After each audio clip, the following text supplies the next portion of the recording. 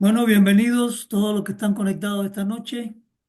Hoy es viernes y el tema de esta noche es Iglesia y Liderazgo. Y va a estar con nosotros el pastor Michael Medina, pastor ahora en Miami, pero pastor también en Cuba. Pastoreamos juntos una misma iglesia, aunque antes pastoreamos diferentes iglesias, pero en Santa Clara, Cuba, coincidimos y estuvimos pastoreando juntos. Fuimos copastores y Michael es un amigo nuestro, además de hermano en la fe, que nos acogió 2 meses cuando vinimos de Cuba para acá. Así que es un privilegio y una bendición poder presentarle a Michael. Y hoy vamos a estar orando por sabiduría, por dirección y fortaleza para los líderes espirituales y para las iglesias. Así que, Pastor Michael Medina, adelante. Bien, buenas noches a todos. El Señor les bendiga. Bien, como Juan Carlos decía, estoy viviendo acá en la ciudad de Miami hace como 9 años o 10 años y estoy pastoreando acá una pequeña iglesia acá en la ciudad de Miami. Y bueno, es un gusto poder estar acá y compartir este tiempo, esta semana de oración tan hermosa y ser parte de esto que el Señor puso en el corazón de algunos de ustedes. Así que bueno, nos corresponde hablar en esta noche acerca de la iglesia, de los líderes. Y yo les invito a tener un minuto de oración primero. Padre, en el nombre de Jesús nos acercamos a ti en esta hora. Te damos gracias por tu cuidado, por tu amor, por tu compasión, por tus bondades. Y ahora pedimos que tú nos dirijas en todas las cosas para que tu nombre sea glorificado y tu iglesia sea edificada. En el nombre de Jesús. Amén. Ok, aunque nosotros conocemos por las escrituras que los oficiales bíblicos son los diáconos y los pastores, también conocidos en la escritura como ancianos o como obispos, supervisores, pero en fin, habla de los pastores de la iglesia y los diáconos son los oficiales bíblicos, pero también sabemos que eh, hay muchos otros ministerios, hay diversidad de formas de servir en la iglesia a través de las cuales el cuerpo de Cristo se edifica, ¿verdad? Y todas aquellas personas que de una forma u otra sirven en la iglesia y son tenidos como personas con una responsabilidad en nuestras iglesias, los tenemos como líderes. Y aunque la Biblia habla más bien de los pastores y de los diáconos, creo que todo principio se debe aplicar también a cualquier tipo de liderazgo dentro de la escritura. Así que lo que he tratado de compartir o quiero compartir con ustedes en esta noche es un poquito acerca de lo que Dios espera de los líderes y de lo que Dios espera de las iglesias. Es imposible separar el liderazgo de la iglesia. O sea, lo que es el liderazgo de lo que es la iglesia, porque es que los líderes también son la iglesia. En muchísimos textos del Nuevo Testamento dice que todos los creyentes somos un reino de sacerdotes. Es decir, no somos un reino con sacerdotes. Ya no hay sacerdotes, sino que Cristo, el Señor, hizo de cada uno de nosotros, los creyentes, eh, un sacerdote. De modo que todos somos miembros los unos de los otros y todos somos de alguna forma también líderes dentro de la comunidad donde vivimos. Así que quiero dividir más o menos esta reflexión en dos partes, o sea, qué es lo que Dios espera de los líderes y de los pastores y qué dice la Biblia también acerca de la iglesia. O sea, que cuál es el papel de los líderes, de los pastores, lo sabemos, ¿verdad? Alimentar a la grey, servir, dirigir, proteger y capacitar o equipar a la iglesia para la edificación. No es el objetivo esta noche hacer un estudio exhaustivo acerca de cuáles son los deberes de los líderes o los deberes de la iglesia, sino mm, tener un tiempo de oración por cada uno de nosotros, por lo que es el cuerpo de Cristo. Así que solamente vamos a estar mencionando algunos pocos ejemplos de lo que la Biblia enseña, de lo mucho que la Biblia enseña acerca de la función de los líderes, la función de la iglesia. La primera carta de Timoteo, a Timoteo, capítulo 4, versos 14 al 16, Pablo nos da un ejemplo allí de lo que Dios espera de un líder.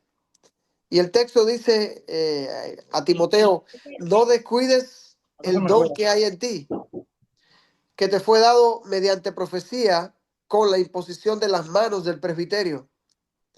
Ocúpate en estas cosas, permanece en ellas para que tu aprovechamiento sea manifiesto a todos. Ten cuidado de ti mismo y de la doctrina. Persiste en ello, pues haciendo esto te salvarás a ti mismo y a los que te oyeren. Timoteo es uno de los ejemplos en el Nuevo Testamento de un líder, el cual recibe muchísimas instrucciones, sobre todo de parte de Pablo. Y las instrucciones que Pablo da a Timoteo no son instrucciones únicamente para Timoteo, sino para aquella comunidad también a la que él estaba sirviendo. O sea que cada principio que Pablo da a Timoteo es para recepción de toda la iglesia y de toda la comunidad de fe. Y en este pasaje específicamente me llama la atención algunas recomendaciones que Pablo le da, algunos consejos que Pablo le da a Timoteo. Y quiero destacar algunos. El primero dice, no descuides el don que hay en ti. O sea, cuando la iglesia elige y reconoce a sus líderes, dígase pastor, dígase diácono, dígase un maestro o eh, cualquier tipo de servicio, liderazgo dentro de la iglesia, cualquier tipo de ministerio, en teoría, la iglesia está confirmando externamente el llamado que Dios ya le ha hecho internamente a esa persona. Digo en teoría porque hay veces que las iglesias, por llenar un vacío en el liderazgo, ponen a cualquiera.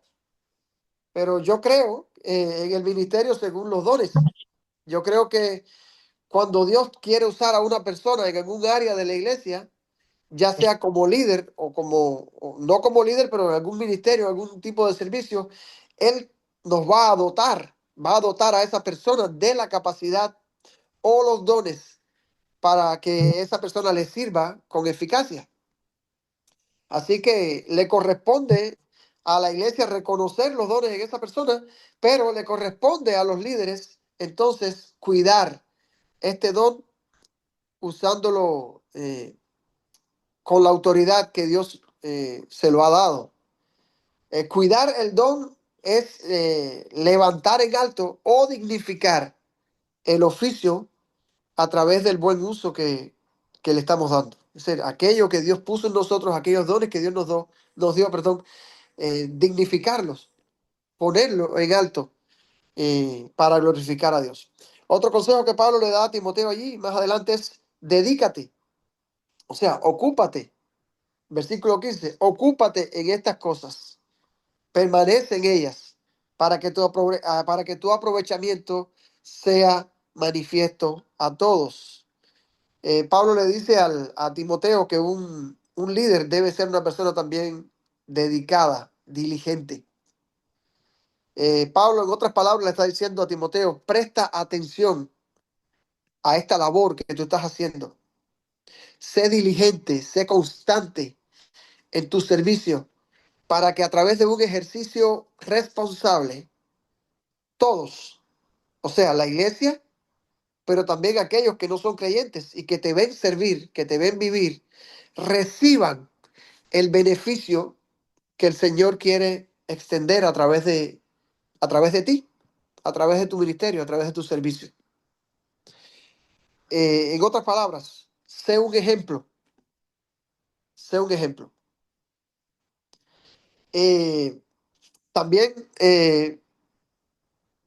Pablo le aconseja a Timoteo que él debe ser consciente de su propia fragilidad, de su propia fragilidad. Y allí lo vemos cuando dice, ten ten cuidado de ti mismo y de la doctrina. Pablo aconseja a Timoteo que él tenga cuidado, en primer lugar, de él mismo.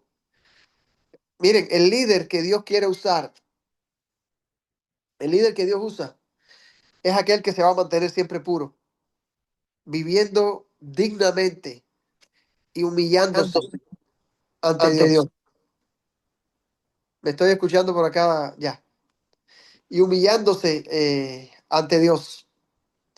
De nada le sirve a una persona tener los más grandes dones si no hay en ellos una vida de piedad que le caracterice. De nada sirve. Y lo otro es que le dice, ten cuidado de la doctrina.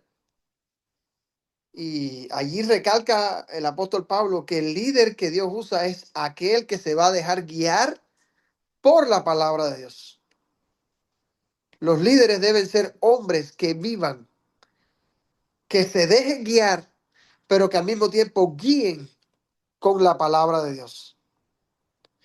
Hay un texto que pensé en él cuando estaba preparando este tiempo, del apóstol Pedro, cuando decía que, hablando de los pastores, de los ancianos, dice que no gobiernan, vamos a decir, como por ellos mismos, ¿no? Sino que el Señor es quien los guía. No recuerdo exactamente cómo dice el texto ahora, pero la palabra de Dios debe ser la que gobierne nuestras vidas de todo líder. Eh, Pablo le dice a Tito también, otro de los líderes a los cuales le escribe, eh, que uno de los requisitos de los obispos es que sepa retener la palabra fiel, conforme a la doctrina, para que pueda exhortar con sana enseñanza y también refutar a los que se oponen. Y otra enseñanza que aparece allí en ese pasaje es, Pablo le dice, persiste, le dice a Timoteo, persiste. O sea, el hombre al que Dios llama debe ser paciente y debe ser perseverante en el camino al que fue llamado. Dios nunca nos dijo que sería fácil. El ministerio nunca es fácil. El liderazgo en una iglesia nunca es fácil. Sobre todo porque estamos en constante relación con las personas. Y las personas, todos, sin excepción, todos somos complicados. Todos tenemos situaciones y tenemos que tener paciencia los unos con los otros. Y es algo que quiero mencionar dentro de un ratito también cuando hable acerca de la iglesia. En la segunda carta a Pablo, a Timoteo, Pablo le dice, procura con diligencia presentarte a Dios aprobado, como obrero que no tiene de qué avergonzarse, que usa bien la palabra de verdad. Allí más o menos, aunque él usa otras palabras, le está diciendo lo mismo que en la primera carta. O sea, sé diligente, procura con diligencia. O sea, sé una persona que está dispuesta, responsable, presto, eh, en cuanto a cómo te presentas delante de Dios, en cuanto a cómo vives delante de Dios. Debe ser una persona aprobada, una persona aceptable delante de Dios. Y dice que usa bien la palabra de verdad, es decir, que sea una persona también que sea capaz, que esté capacitado. Por eso decimos siempre, cuando Dios llama a alguien al servicio, Dios lo va a capacitar de alguna manera, porque Dios al que llama capacita. O sea, esto en cuanto a los líderes.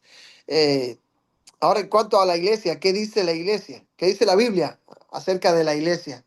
¿Qué es la iglesia? Bueno, vemos en el Nuevo Testamento cómo la palabra de Dios describe a la iglesia con varios nombres. Dice que la iglesia es un cuerpo con muchos miembros. O sea, no es una organización, es un cuerpo. Pero también dice que es una familia. O sea, no es un negocio, es una familia. Y dice que es un rebaño con un pastor, que en este caso es Cristo, que es el pastor, el buen pastor, el príncipe de los pastores, pero que a su vez tiene un equipo de personas que tienen la responsabilidad de guiarles y de alimentarles. Pero la iglesia, ¿cuál es el papel de la iglesia?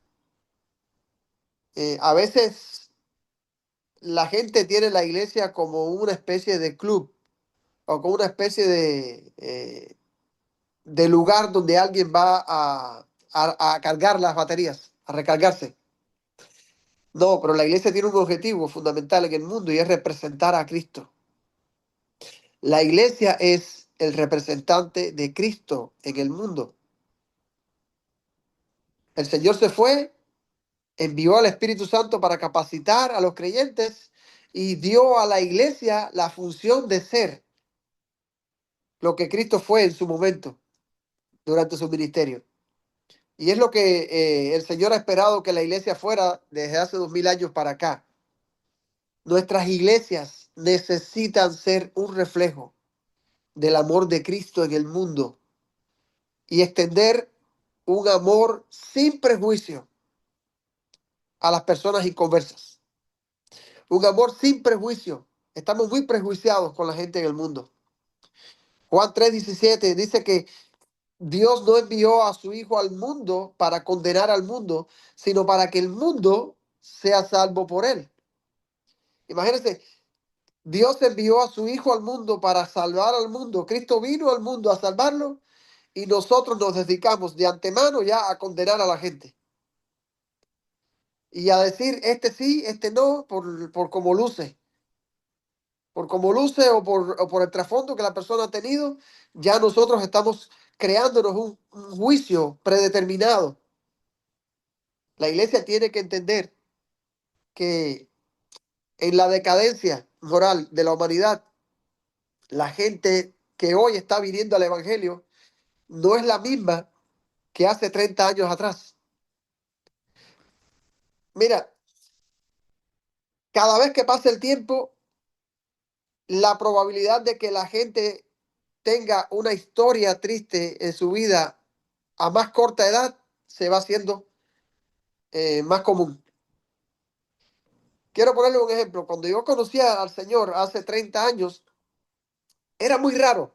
Por poner un ejemplo sencillo, era muy raro ver a un joven de la edad de nosotros. Yo me convertí con 17 años. Era muy raro ver a un joven lleno de tatuajes o con tatuajes. Muy raro. No se veía. Ahora es raro el que no tenga un tatuaje o no esté lleno de tatuajes. No porque el tatuaje en sí mismo sea algo malo, sino porque las modas van cambiando, el estilo de vida va cambiando y la gente va siendo juzgada de acuerdo con las modas, con la manera de vivir. Y esto es simplemente un ejemplo. Esto es simplemente un ejemplo. A medida que pasa el tiempo, la decadencia se va haciendo más notable en las generaciones. Y la iglesia tiene que aprender a amar a las personas con esta situación, con esta realidad de vida. Mire, un ejemplo de lo que una iglesia que de verdad ama y es el reflejo de Cristo es que la iglesia va y encuentra a la gente donde la gente está y no donde nosotros quisiéramos que estuvieran. Para nosotros los pastores, por ejemplo, sería muy fácil que cada domingo se nos llenara el templo de personas que van voluntariamente a escuchar la palabra de Dios, convictos de pecado, para que uno les predique.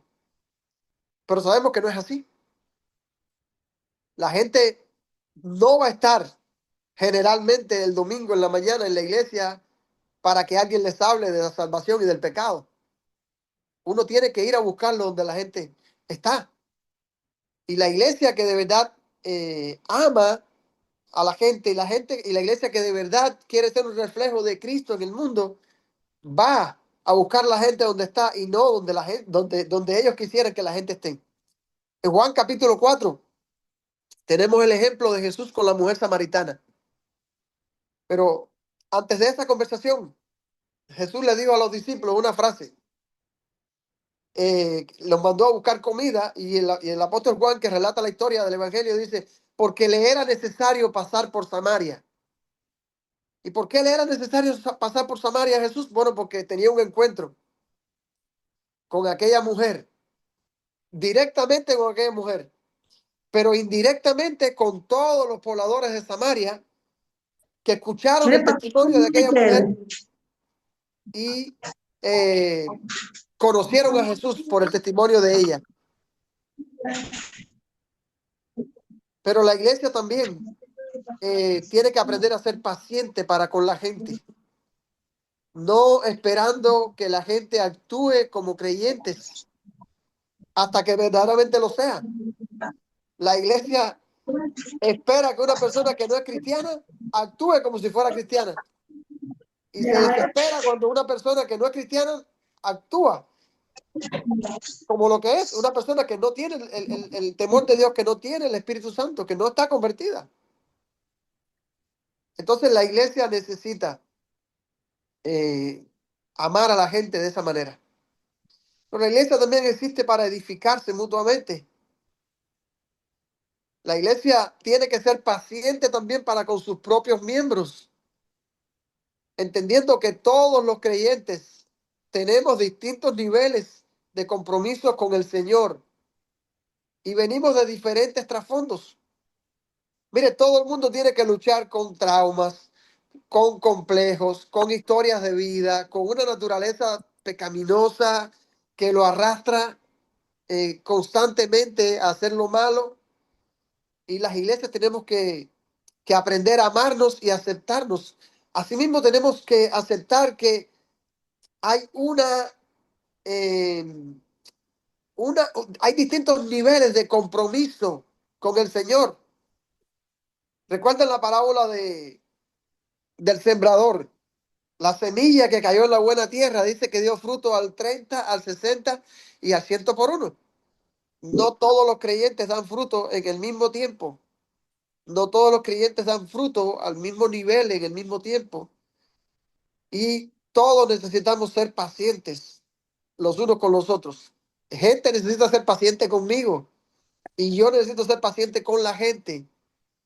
Porque sí tenemos una promesa de parte del Señor. Y es que aquel al que el Señor llamó y al que el Señor salvó, Él irá completando su obra. Como dice Filipenses 1:6, el que comenzó en vosotros la buena obra, la va a perfeccionar hasta el día de Jesucristo. Pero ese día de Jesucristo demora lo que demore, hasta que Cristo venga o hasta que vayamos a su presencia. Y mientras tanto, necesitamos cada día recibir gracia de parte de los demás y necesitamos cada día dar gracia extra muchas veces hacia los demás. Y la iglesia también tiene la responsabilidad de reproducirse. La iglesia tiene que reproducirse, la iglesia necesita reproducirse, así como el ser humano tiene en su misión de vida, en su naturaleza, nace, crece, se reproduce. Bueno, así también en la iglesia. Una iglesia no se puede estancar. La iglesia necesita reproducirse y es parte de lo que de la misión que la iglesia tiene en el mundo. Así que hermanos, ya para ir terminando, a modo de conclusión, es un recordatorio tanto para la iglesia como para los líderes, es que no olvidemos nunca a quién estamos sirviendo. No nos servimos nosotros mismos.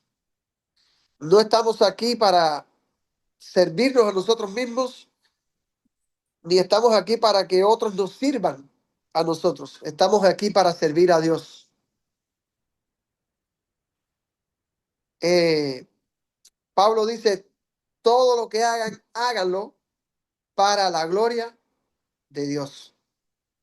Así que tanto los líderes como la iglesia necesita vivir en esa dependencia de Dios cada día. Amados, que el Señor les bendiga. Eh, Le damos el lugar entonces a Mitre para que nos dirija en el tiempo de oración. Que Dios les bendiga a todos.